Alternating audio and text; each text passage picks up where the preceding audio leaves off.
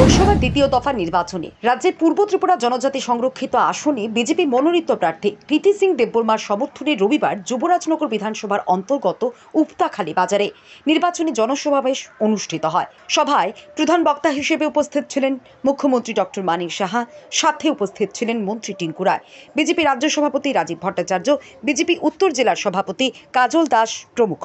সভায় মুখ্যমন্ত্রী বললেন, এবারে নির্বাচন খুব গুরুত্বপূর্ণ নির্বাচন। এবারে নির্বাচন আগামী 2047 সাল পর্যন্ত মোদিজির বিকশিত ভারতের পরিকল্পনাকে বাস্তবায়িত করার নির্বাচন।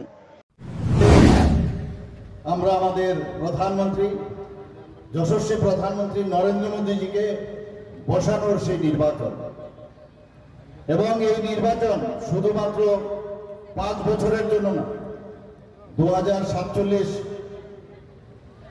সনে যে এখন উনি যেসব পরিকল্পনা করছেন এবং আমাদের এই বিকশিত ভারতের যে সুফল সেটা পাওয়ার জন্যই এই নির্বাচন।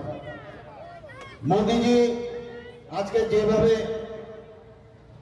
সর্বাঙ্গীন উন্নয়নের লক্ষ্যে উনি কাজ করছেন, আমরা সবাই এটা আমরা দেখতে পাচ্ছি। সারা ভারতবর্ষ তো দেখছেই, সারা পৃথিবীর লোক পর্যন্ত দেখছে। বিরোধীরা বলছেন উনি তো এখানকার না, উনি তো বাইরে। আমার মেয়ে যদি বাইরে এখন বিবাহের কারণে বাইরে যায়, সে কি বাইরের লোক হবে? আপনারা বলুন, মানে কোনো না কোনো জায়গার মধ্যে ইচ্ছে করে একটা কনফিউশন সৃষ্টি করার মাস্টার হচ্ছে এই ইনস্টিটিউটের যারা শরিকরা আছেন তারা। আমার অদ্ভুত লাগে।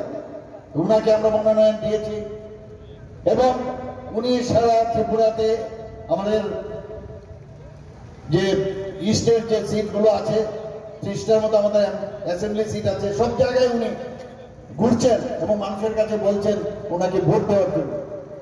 বন্ধুগণ, আমরা আগে শুনতাম যে স্বর্ণযুগ স্বর্ণযুগ,